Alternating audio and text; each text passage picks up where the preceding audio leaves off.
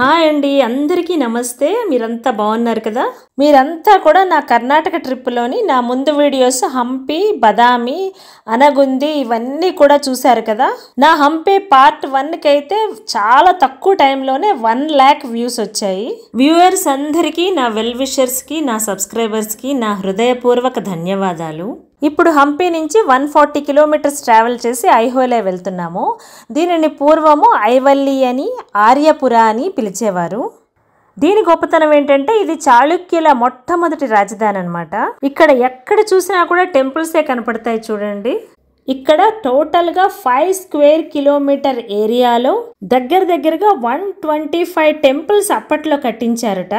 దీనిని cradle of Hindu temple architecture అని అంటారట. అంటే దక్షిణ భారత ద్రవిడియన్ స్టైల్ ఆఫ్ ఆర్కిటెక్చరు, ఉత్తర భారత నగర స్టైల్ టెంపుల్ ఆర్కిటెక్చరు రెండిటి మీద కూడా ఇక్కడ ఎన్నో ప్రయోగాలు చేస్తూ నేర్చుకునేవారట. ఇది బాగల్కోట్ డిస్ట్రిక్ట్ లో మలప్రభా రివర్ ఒడ్డున ఉంది. ఇక్కడ 5th సెంచరీ నుంచి బదామి చాళుక్యులు, రాష్ట్రకూటులు, కళ్యాణి చాళుక్యులు పరిపాలించారు. ఆ తర్వాత కాలంలో 13th సెంచరీ తర్వాత ముస్లిం ఇన్వేడర్స్ ఈ ప్రదేశాన్నంతా ఆక్రమించుకుని ధ్వంసం చేయడమే కాకుండా ఇక్కడ కొన్ని టెంపుల్స్ ని మిలిటరీ పర్పస్ కి వాళ్ళ రెసిడెన్షియల్ గాను యూజ్ చేసుకున్నారట. ఇక్కడ మెయిన్ టూరిస్ట్ అట్రాక్షన్ అయిన దుర్గా టెంపుల్ కాంప్లెక్స్ కి వచ్చాము.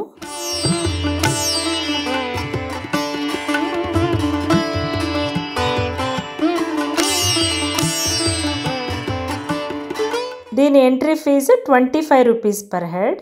ఇక్కడ గైడ్స్ ఉంటారు. మొత్తం ఈ కాంప్లెక్స్లో ఉన్న టెంపుల్స్ అన్ని చూపించడానికి 600 దాకా ఛార్జ్ చేస్తారు. హాయ్, హలో, నమస్తే. నేను ఉషా. మేము ఇప్పుడు ఐహోలేలో ఉన్నాము. హంపి చూసిన తర్వాత అక్కడి నుంచి 140 కిలోమీటర్స్ దూరంలో ఉన్న ఐహోలే వచ్చాము. ఈ ఐహోలే ఇంతకు ముందు చాళుక్య రాజులు 5th సెంచరీ నుంచి 8th సెంచరీ వరకు ఈ మనము చూసిన బదామి కూడా ఉంది కదా, బదామి ఇది అన్నీ కూడా చాళుక్య రాజులు పరిపాలించేవారు. వాళ్ళ ఆర్కిటెక్చర్ చాలా అద్భుతంగా ఉందని మనం ఇంతకు ముందు కూడా తెలుసుకున్నాము. ఇక్కడ 5th సెంచరీ నుంచి 8th సెంచరీ వరకు ఉన్న టెంపుల్స్ ఉన్నాయి. తర్వాత 11th and 12th సెంచరీలో కళ్యాణి చాళుక్యులు పరిపాలించేటప్పుడు కూడా చాలా టెంపుల్స్ నిర్మించారు. ఇక్కడ టోటల్ గా ఈ ఐహోలేలో చాళుక్య రాజులు 125 టెంపుల్స్ బిల్డ్ చేశారు. కానీ ఇప్పుడు మనం మెయిన్ టెంపుల్స్ ఉన్న దీంట్లోకి వచ్చాము. మనం ఇంతకు ముందు బదామిని క్యాపిటల్, చాళుక్య క్యాపిటల్ గా అనుకున్నాం కదా, వాతాపి.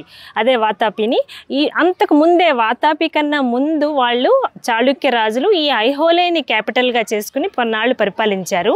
ఆ తర్వాత బదామి షిఫ్ట్ అయ్యారు. ఇది ఒకప్పుడు చాళుక్య రాజుల క్యాపిటల్ అన్నమాట. మన ఎదురుగుండా కనపడుతున్నది దుర్గా టెంపుల్. ఇది దుర్గామాత ఆలయం కాదు. దుర్గ్ అంటే ఫోర్ట్, కోట. కోటకి దగ్గరగా ఉండేది కాబట్టి ఇక్కడ జనాలు దుర్గద ఆలయం అని పిలిచేవారు. అదే కాలక్రమేణా దుర్గా ఆలయంగా మారింది. ఇది యాక్చువల్గా సూర్య దేవాలయం అంట. ఇది ముందు 5th సెంచరీలో నిర్మించారని అనుకునేవారు. కానీ తర్వాత పరిశోధకులు ఇది 7th or 8th సెంచరీలో నిర్మించి ఉంటారని చెబుతున్నారు. మన ఓల్డ్ పార్లమెంట్ స్ట్రక్చర్ దీన్ని చూసే కట్టి ఉంటారు. బదామి టెంపుల్స్ లాగే ఇక్కడ కూడా చాలా టెంపుల్స్ శాండ్ స్టోన్ తో కట్టారు. ఇది ఒరిజినల్ స్టోన్ కలరే ఇలా ఉంటుందన్నమాట. ఈ స్తంభాల మీద చాలా జంటలు, అంటే మగ ఆడ ఉన్న శిల్పాలు చెక్కారు. ఈ ఫస్ట్ది చూసారా, ఇక్కడ చేతిలో బాబో పాప కూడా ఉన్నారు. అప్పట్లో వేషధారణ, ఆ హెయిర్కి కూడా ఏదో అలంకరణ, ఇవన్నీ కూడా ఈ శిల్పంలో ఉన్నాయి. మిగతా జంటల శృంగార భంగిమలు ఇక్కడ ఉన్నాయి. ఇప్పుడు లోపలికి వెళ్ళి చూద్దాము. ఫస్ట్ దీన్ని ముఖ మండప అంటారు. ఇక్కడ చూడండి, కూర్చోడానికి అది అప్పట్లోనే ఎలా చేశారు.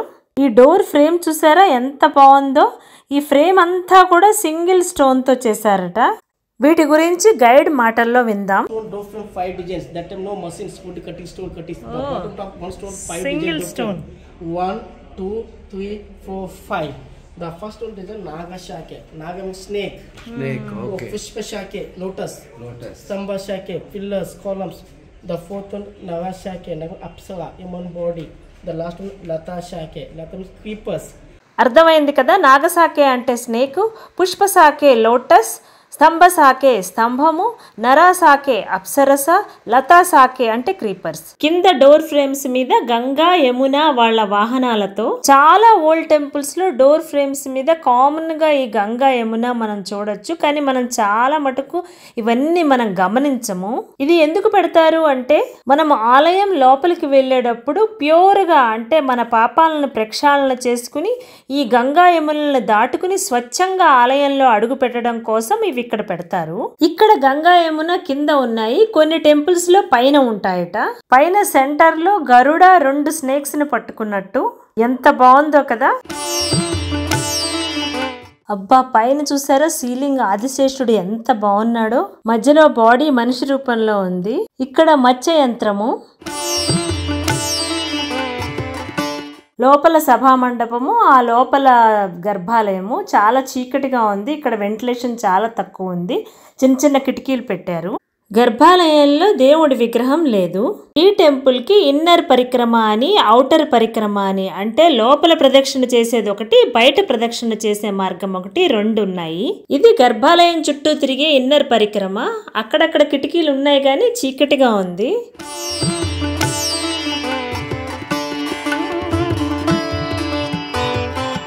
బయట ముఖ మండపంలో ఈ స్తంభాలు చూడండి. ఫస్ట్ స్తంభంలో కొంచెమే చెక్కారు, సెకండ్ దాంట్లో హాఫ్ అన్నా ఉన్నాయి, థర్డ్ దాంట్లో ఆల్మోస్ట్ 3/4 వరకు కార్వింగ్స్ చెక్కారు, తర్వాత 4th దాంట్లో ఫుల్ చెక్కారు అనమాట. అంటే ఈ స్తంభాల మీద ఎలా ఉండాలి అనేది ప్రాక్టీస్ చేసేవారు అనమాట. ఇక్కడ రామాయణంలో ఘట్టాలన్నీ ఎంత చక్కగా చెక్కారో.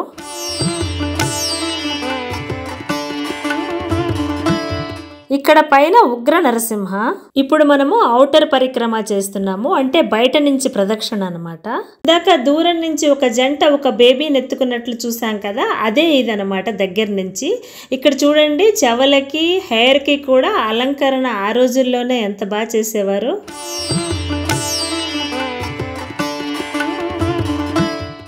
ఇక్కడ విండోలు చూసారా, స్వస్తిక్ షేప్ లో ఉంది.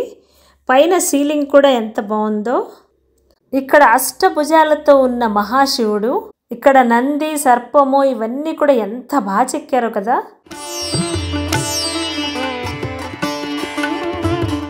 ఇక్కడ విష్ణుమూర్తి విగ్రహాన్ని చెక్కారు, కింద గరుడ, లక్ష్మీదేవి అందరితో కలిపింది. ఇది విష్ణుమూర్తి వరాహ అవతారము. నా బదామి వీడియోలో కూడా చూసాం కదా, భూదేవిని పైకెత్తుతున్నట్టు. ఇక్కడ ఫస్ట్ ఈ ఆర్కిటెక్చర్ అంతా కూడా ఈ ఐహోలేలోనే మొదలు పెట్టారు, తర్వాత బదామిలోను పట్టడక్కల్లోనూ చేశారు. ఇక్కడ చూసారా మహిషాసుర మర్దిని ఎంత బాగుందో, కింద దున్నపోతు రూపంలో ఉన్న మహిషాసురుడు. ఇక్కడ హరిహర రూపం, మళ్ళీ బదామిలో లాగే సగం విష్ణుమూర్తి సగం ఈశ్వరుడు. వెలుతురు ఎక్కువ ఉన్న చోట్ల వీళ్ళు ఎక్కువ శిల్పాలు చెక్కారు, అందుకే టెంపుల్ లోపల కన్నా బయట ఎక్కువ శిల్పాలు ఉన్నాయి.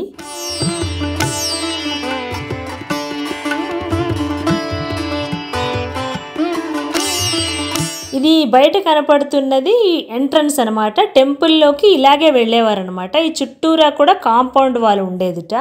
కింద ఉన్నది చూసారా, ఇది శిఖరం పై భాగంలో ఉండేదిట, అది ఇప్పుడు కింద పడిపోయి ఉంది. ఎప్పుడు ఏ విధంగా కింద పడిపోయిందో ఎవరికీ తెలియదు.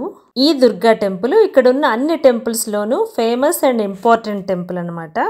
ఇది దక్షిణ భారత, ఉత్తర భారత 2 టెంపుల్ ఆర్కిటెక్చర్స్ మిక్స్ చేసి ఇది కట్టారు. 1400 years బ్యాక్ ఏ ఎక్విప్మెంట్ మిషనరీ లేకుండా ఇంత అద్భుతంగా ఇది కట్టడం ఎంత గ్రేటో కదా. ఇది స్మాల్ టీ షేప్డ్ పుష్కరిణి. ఈ కాంప్లెక్స్ లో 2 పుష్కరిణులు ఉన్నాయి, ఇంకో పెద్ద పుష్కరిణి కూడా ఉంది. నెక్స్ట్ ఇక్కడ స్మాల్ కాటేజ్ స్టైల్ టెంపుల్ ఉంది. లోపలికి వెళ్ళి చూసొద్దాము. లోపల ఈ స్తంభాలు రౌండ్ గా భలే ఉన్నాయి కదా. చాళుక్యులే మొట్టమొదట ఇవన్నీ కూడా ఎక్స్పెరిమెంట్ చేశారు. ఆ తర్వాత హొయసలాస్ కూడా ఇలాంటి స్తంభాలనే నిర్మించారు. లోపలికి వెళ్ళి గర్భాలయంలో చూద్దాము అంటే లోపల ఒకటి కాదు 3 రకాల డిఫరెంట్ దేవుళ్ళ ఉండే చిన్న చిన్న ఆలయాలు ఉన్నాయి. ఇక్కడ చాలా చీకటిగా ఉంది. అప్పట్లో చాలా దీపాలు పెట్టేవారేమో. ఎందులోనూ దేవుడి విగ్రహం లేదు. ఏ దేవుడి ఆలయమో ఎవరికీ తెలియదు. ఇక్కడున్న మిగతా ఆలయాలు చూద్దాం పదండి.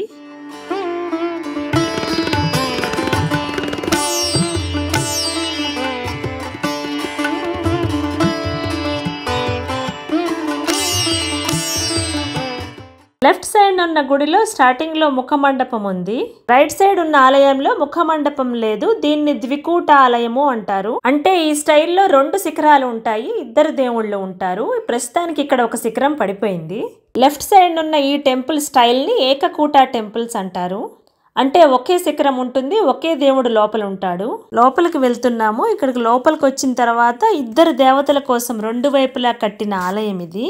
ద్వికూట అనుకున్నాం కదా, కానీ ఇప్పుడు ఏ దేవుడి విగ్రహము లేదు. ఇక్కడ గైడ్స్ బ్రిటిష్ వాళ్ళు దీన్ని బార్బర్ టెంపుల్ అని పిలిచేవారని చెప్తున్నారు. వీల్ చైర్ లో అది వెళ్లే వాళ్ళకి ఇక్కడ స్లోప్ కూడా కట్టారు. ఈ ఐహోలేని స్కూల్ ఆఫ్ టెంపుల్ ఆర్కిటెక్చర్ అని అంటారు. ఈ ప్రదేశం నుంచి new style of architecture start అయిందనమాట. అలా ఎందుకనేవారు అంటే ఇక్కడ ఆర్కిటెక్చర్ మీద ప్రయోగాలు చేసి నేర్చుకుని అది వేరే చోట ఇంప్లిమెంట్ చేసేవారు. Next temple Ladkhan temple. దీన్ని లడ్కాన్ టెంపుల్ అని ఎందుకంటారు అంటే ముస్లిం ఇన్వేడర్స్ ఆక్రమించుకున్న తర్వాత వాళ్ళ జనరల్ లడ్కాన్ అనే అతను ఈ టెంపుల్లో నివసిస్తూ ఉండేవాట. అందుకే ఈ టెంపుల్కి ఆ పేరు వచ్చిందిట.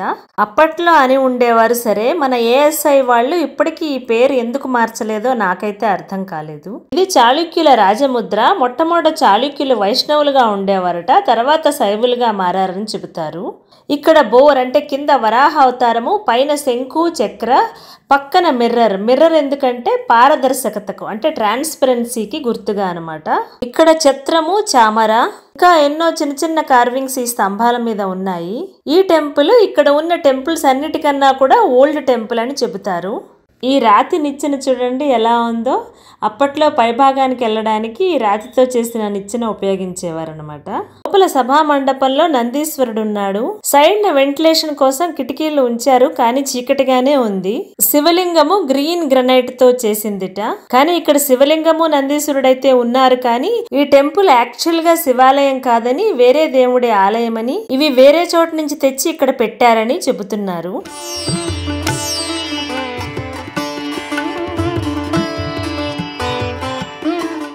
ఈ టెంపుల్ 1600 ఇయర్స్ బ్యాక్ అంటే 1600 సంవత్సరాల క్రితం నిర్మించి ఉంటారని చెప్తున్నారు. ఇది సైడ్ నుంచి లడ్కాన్ టెంపుల్. చాలా అందంగా ఉంది కదా.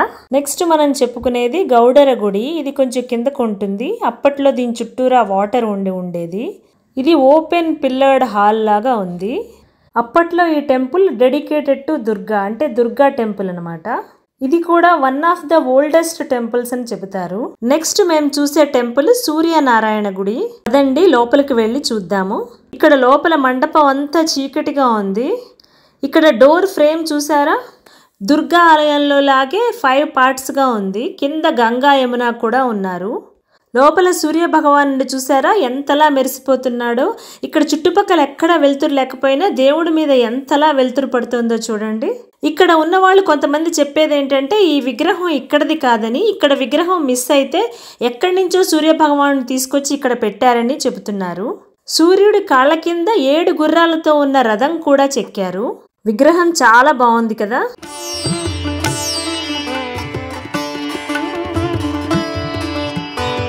ఇక్కడ నెక్స్ట్ టెంపుల్ చక్రగుడి. దీనిని పులకేశి II కుమారుడైన విక్రమాదిత్య I నిర్మించాడని ఇక్కడ ఉంది. దీనిని 6th సెంచరీలో నిర్మించారట. ఇక్కడ లోపల ఎక్కడా శిల్పాలేమీ లేవు. ముందు విశాలమైన మండపం ఉంది. ఈ ఆలయము దుర్గా ఆలయం అయి ఉండవచ్చునని బోర్డులో ఉంది. లోపలంతా చీకటిగా ఉంది. ఇక్కడ లోపల దుర్గాదేవి కాదు, శివలింగం ఉంది. ఈ ఫ్రేమ్ మీద గరుడ 2 స్నేకులను చేత్తో పట్టుకున్నట్టు కూడా ఉంది. ఇది బడిగేర్ టెంపుల్. ఇది సూర్య భగవానుడికి డెడికేట్ అయిన టెంపుల్ అని ఇక్కడ బోర్డులో ఉంది. లోపలైతే ఇక్కడ ఏ విగ్రహము లేదు.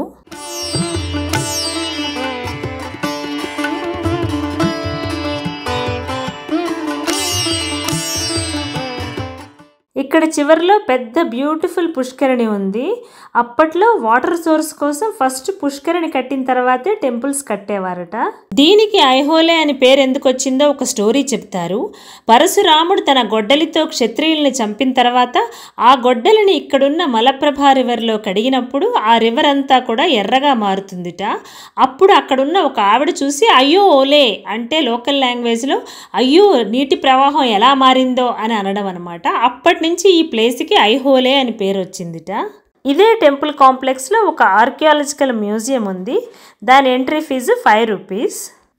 ఇందులో ancient sculptures, inscriptions, models, idols ఇవన్నీ కూడా ఐహోలేలో ఉన్న రిచ్ టెంపుల్ హిస్టరీని తెలుపుతాయి. డిఫరెంట్ స్టేజెస్లో ఉన్న హ్యూమన్ సివిలైజేషన్ అంటే మానవ నాగరికతలు అవన్నీ కూడా ఇందులో చూపించారు.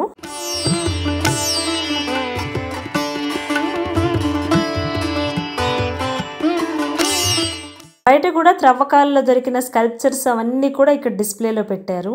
ఇక్కడ నుంచి దుర్గా టెంపుల్ వ్యూ చూడండి. వెనక నుంచి మనకి యూ షేప్ కదా, ముందు నుంచి స్క్వేర్ లా ఉంది. ఎంతో మట్టి కొట్టుకుపోయిన ఈ మాన్యుమెంట్స్ ని ఏఎస్ఐ వాళ్ళు క్లీన్ చేసి కొంతమంది లోకల్స్ ని ఇక్కడ నుంచి ఖాళీ చేయించి ఇవన్నీ కూడా ప్రొటెక్టెడ్ మాన్యుమెంట్స్ గా చేశారు. ఇక్కడ చూడండి ఫ్యాక్ట్స్ అబౌట్ బదామి చాళుక్యాస్. బదామి చాళుక్యాస్ అంటే 5th to 8th సెంచరీ పరిపాలించిన చాళుక్యుల్ని బదామి చాళుక్యులు అనేవారు. ఇన్స్క్రిప్షన్లో వాళ్ళ స్క్రిప్ట్ తెలుగు కన్నడలో ఉండేదిట. అంటే అప్పట్లో తెలుగు కన్నడ స్క్రిప్ట్ కామన్ అన్నమాట. ఇంకా మిగతా ఫ్యాక్ట్స్ కూడా రాశారు.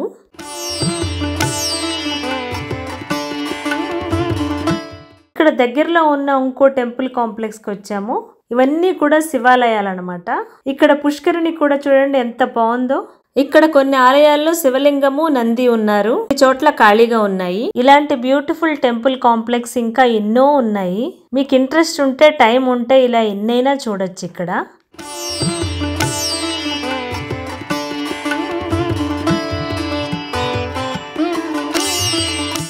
ఇక్కడ కొన్ని టెంపుల్ కాంప్లెక్స్లకి ఏఎస్ఐ వాళ్ళు చుట్టూరా గోడ కట్టి ప్రొటెక్ట్ చేస్తున్నారు. ఇక్కడ చాళుక్యులు 125 టెంపుల్స్ కట్టారని చెప్పాను కదా. ఇక్కడ అన్ని పూజ కోసమే కాదనమాట, అంటే కొన్ని ఆర్కిటెక్చర్ మీద ఎక్స్పెరిమెంట్ చేయడం కోసం కట్టారు. ఇక్కడ హిందూ టెంపుల్సే కాకుండా కొన్ని బుద్ధ టెంపుల్స్, జైన్ టెంపుల్స్ కూడా ఉన్నాయి. ఇక్కడ త్రయంబకేశ్వర కాంప్లెక్స్ ఇది. ఈ బోర్డు మీద చూడండి ఆర్కియాలజికల్ సర్వే ఆఫ్ ఇండియా వాళ్ళు ఈ మాన్యుమెంట్ ఏమైనా డ్యామేజ్ చేస్తే కనుక 1 lakh ఫైన్ లేదంటే 2 years జైలు లేదంటే 2 కూడా ఉంటాయి అని ఇక్కడ రాశారు. ఇక్కడ రావణ్ ఫాడి టెంపుల్, హుచ్చమల్లి టెంపుల్ మీకు వీలుంటే చూడండి. మేము చూడలేకపోయాము. ఇక్కడ ఫోటోలు పెడుతున్నాను. కానీ మెయిన్ గా విజిటర్స్ అందరూ చూసేది మాత్రం ఈ దుర్గా కాంప్లెక్సే. 125 టెంపుల్స్ ని ఒకే ప్లేస్ లో ఎలా కట్టగలిగారో కదా. ఈ స్కూల్ ఆఫ్ ఆర్కిటెక్చర్ ని ఈ క్రెడల్ ఆఫ్ ఆర్కిటెక్చర్ అని పేరు పొందిన ఈ ఐహోలేని మీరు కూడా తప్పకుండా సందర్శించండి. ఈ Durga temple complex everyday open ఉంటుంది. మార్నింగ్ 6 AM నుంచి 6 PM వరకు. థర్స్డేస్ మాత్రము 10 AM నుంచి స్టార్ట్ అవుతుంది 6 PM వరకు. మ్యూజియం అయితే ఫ్రైడే క్లోజ్ ఉంటుంది. ఇక్కడ ఉండడానికి ఏ హోటల్స్ లేవు. మీరు బదామిలో ఉండి అక్కడి నుంచి ఇక్కడ రావచ్చు. బదామి నుంచి ఇది 35 kilometers దూరంలో ఉంది. మీరు బదామి కూడా కవర్ చేయొచ్చు. బాగల్కోట్ నుంచి 38 kilometers దూరంలో ఉంది. బెంగళూరు నుంచి 450 kilometers, హుబ్లీ నుంచి 140 kilometers, హంపి నుంచి కూడా 140 kilometers, హైదరాబాద్ నుంచి 390 kilometers. అన్ని మేజర్ సిటీస్ నుంచి బదామికి ట్రైన్స్ ఉన్నాయి. హంపి, బదామి, ఐహోలే, పట్టడక్కల్ 4 days అన్న ట్రిప్ వేసుకుంటే బాగుంటుంది. హాస్పేట్ నుంచి బదామి చాలా ట్రైన్స్ కూడా ఉన్నాయి. 3.5 hours అంతే.